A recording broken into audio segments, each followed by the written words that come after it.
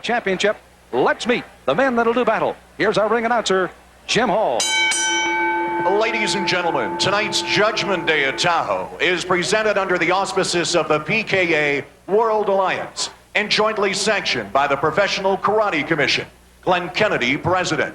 The World Karate Association, Mr. Dale Floyd, North American Chairman. And the International Kickboxing Federation, Steve Fossum, President.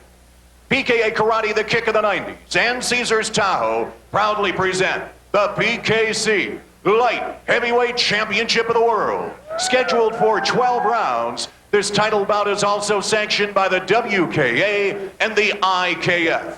Our scoring judges for this bout are Glenn Kenny, Keith McDonald, and Jeff Smith. Our kick judges at ringside are Steve Wenger and Dan Verdugo. Our center referee is Bill Clark. And now, ladies and gentlemen, introducing first in the blue corner. This challenger hails from Vancouver, British Columbia, Canada. He's 28 years old, stands 5 feet 11 inches tall, and weighed in at 178 pounds. He has a contact karate kickboxing record of 24 wins against 4 losses, with 6 of his wins by knockout. He is the WKA North American champion and ranked number 7 in the world by the PKC. Ladies and gentlemen, Thunder Kick, Mike McDonald.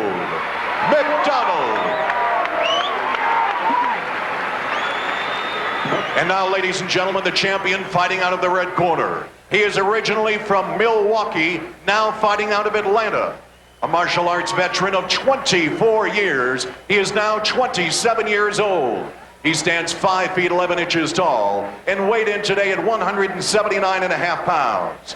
He has a full contact karate record of 42 wins with just 1 avenged loss and has scored 24 of his victories by knockout.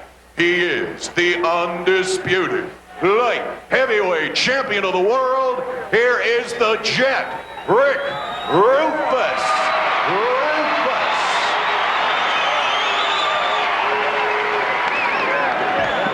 And right here, guys. Gentlemen, there's only 3 things going to make this fight safe, okay? First off, both of you listen to me at all times. Second off, no holding and no clinching. Third thing, all your kicks, all your punches above your waist. Both of you understand these 3 rules. The corners understand. Gentlemen, let's come back and have a hell of a fight. Bill Clark, the third man in the ring, will make it very abundantly clear he is in control of this fight.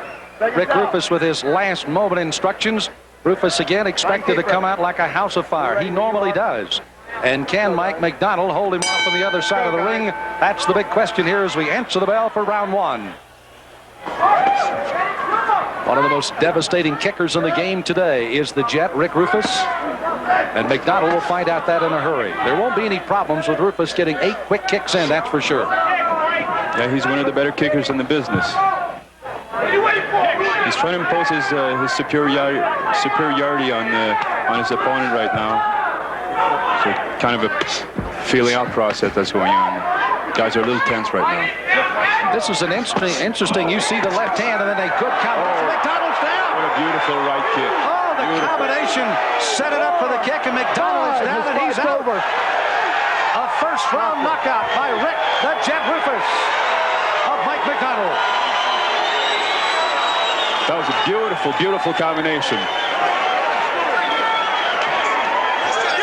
And Roufus is taunting Terrio. He seems to want a piece of him right now. All right, sure. You next. Sure. I want you. Of course. Look at this. Get used to it. Sure. Come on. Sure, come on. Get used to taking a bite off Jericho. That's good. Come on.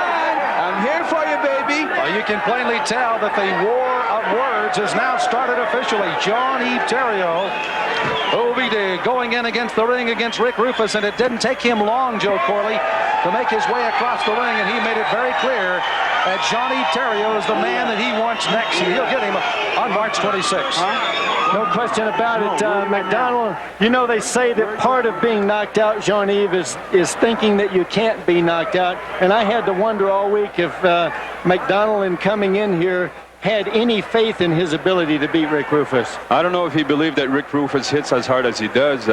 certainly you have to give priority to defense. We can see that Mike McDonald certainly wasn't thinking defense when he went back into the corner and caught that tremendous right cross right in the chin.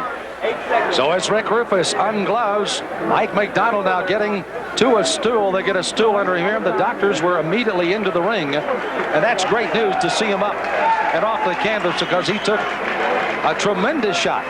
Let me say here right now, that is the reason that the PKA keeps the standing 8 count in. Watch this. Rick Roufus hits him with a left hand, and that left hand has him out. Now, Bill Clark can't get there in time to do the standing 8 count, but this man was out, and you don't want somebody like Rick Roufus kicking you full power when you're out. And Roufus, I got to tell you, Johnny, what do you think? Looked like you pulled back on the power on that round kick. What do you think right here?